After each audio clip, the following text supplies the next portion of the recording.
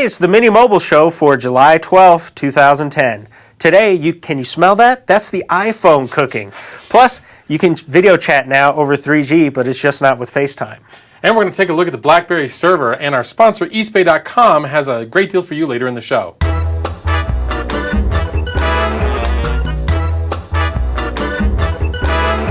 Hi, and thanks for joining us on the Mini Mobile Show. I'm Eric Beeler. And I'm Josh Jones. I'm here filling in for Eric Johnson today. So let's go ahead and get right into the news. The number of mobile connections worldwide has surpassed 5 billion. That's 5. 5. There's no slowing down mobile growth either. The number is going to tick past 6 billion in only 18 months. Along those lines, HP has just debuted an experimental cloud technology called Sight on Mobile, designed to access the internet from SMS and voice commands. This could help the majority of the world that uses mobile phones but can't afford smartphones or get access to high-speed wireless networks. Yeah, so apparently the dominant technology going forward here, everyone has to have cell phone. But Right. not everyone has to have computer. So the whole original idea of technology is going to be accessible through PCs, kind of out the window. Mobile technology seems to be... Right, it's all about the handheld device, right? Yeah. Awesome. So the Boy Genius report posted about receiving pictures of a smoking hot iPhone 4, and it's not just for looks. It appears that the device was so hot it melted the USB cable connected to the laptop and left scorch marks on the phone. From what's been reported, this was a phone returned to an AT&T store for a replacement. But of course, the store was out, so far the conclusion is it's a faulty USB port and not a problem with the iPhone. Here's to hoping. We've Yeah. had problems with iPhones in the past, but you Yes. sort of think they would be past that by now. And we all know about exploding batteries. We've seen them from lots of different devices. Yeah. And we've seen claims of exploding batteries from phones, such as Nokia's, but never really been proven. So I guess we'll see what happens if we see more phones on fire. Yeah. All right. Phones on fire, that's the key. Okay. The ever-popular IM client Trillian is on its way to Android. From the look of the screenshots on their blog, the slick interface will include Facebook Chat, Yahoo, AIM, ICQ, if you're the 5 people that still use ICQ, Google Talk, Jabber, and MySpace IM. Tabs, sorting, avatars, and sync are all there, and it'll also support Android versions all the way back to 1.6 on the original G1. Well, they don't normally like to talk about products that aren't officially in beta yet. Right. But apparently they wanted to get this one out because every time they announced a new thing for iPhone, everyone went, when are you going to put it out for the Android? When are you going to put it out for the Android? Right, they've kind of gotten themselves into a situation where they have to keep pace. Yeah. Otherwise, they look like the slackers. Yeah, but it looks like this one's going to be a good one. Okay. So one of the more interesting features of the iPhone 4 is FaceTime, but it is crippled by the need to be on Wi-Fi to use it. Ooh. A new app now gives you video calling over 3G wireless. Fring has updated its iPhone app, and you can call any Fring or Skype user and do that with any combination of Wi-Fi and 3G, even to Android users. The updated app also runs in the background, so it will notify you of incoming calls. So how long until Apple takes this down?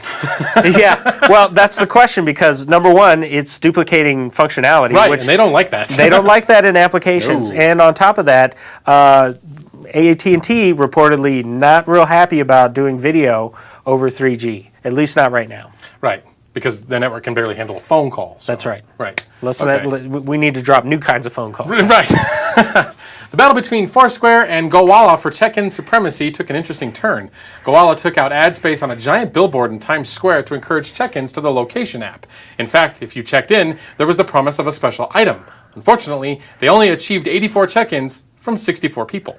Well, you could say that Foursquare is the winner here. Yeah. But there's another possibility, and you'll like this one. Okay. They advertised underneath a giant banner of the Nets. And it was a combination Nets ad. Right, so they stopped reading after that. They were like, yeah, they're like, that's the New Jersey Nets. No one really cares. Going to get a hot dog. Right. Yeah, so anyway, that's the Mini Mobile news, and we'll be right back with the Mini Mobile Business Focus. Today, the Mini Mobile Show is a paid affiliate of eastbay.com. eastbay is a place where you can go and get a bunch of athletic apparel, athletic gear, everything you could possibly need. You can use our code CSTech1 to get 15% off your order, or CSTech2 to get 25% off your order of $75 or more. Again, that's CSTECH1 for 15% off, or CSTECH2 for 25% off $75 or more. It's Monday, so it's time for the Mini Mobile Business Focus. So BlackBerry is a constant presence of the corporate world, and the BlackBerry server is there for businesses that want to control access to resources from these BlackBerries inside their organizations. RIM has just released an updated server, so we're taking a closer look at what the new features bring to the table. All right. So BlackBerry Enterprise Server, BES, best. Yes. Yeah. 5.0.2. Yes, The new just came out, and there's a few features that you'll want to know about if you're interested in controlling these devices, because there's one of two ways people bring devices into the organization like this. They either procure them themselves, right?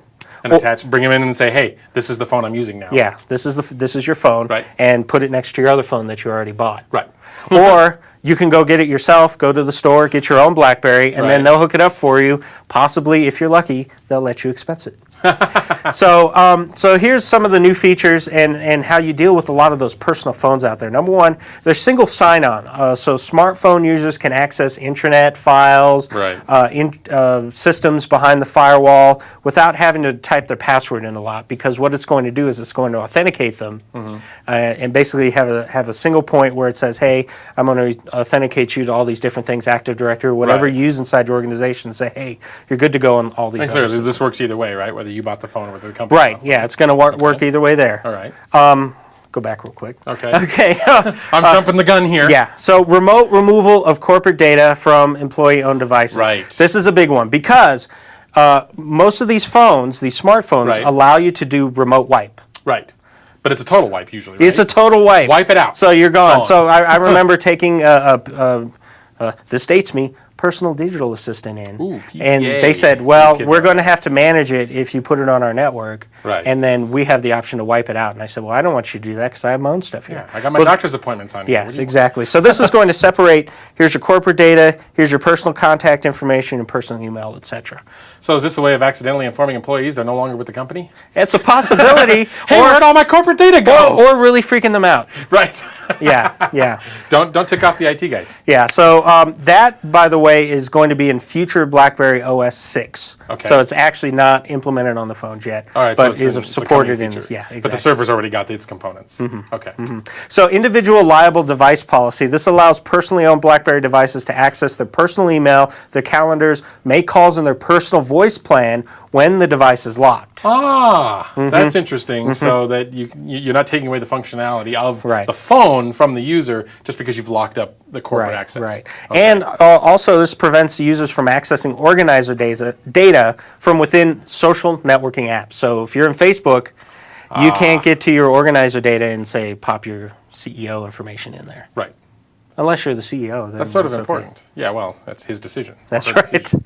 And then finally, self-service, which is always big inside the IT world, allows you to reset your own passwords or lock the device from the desktop manager. Okay. So you can do that yourself. You don't have to make a call into the IT folks. Okay. And predefined admin groups and permissions for BlackBerry administrators are really handy, and a lot of new templates for them.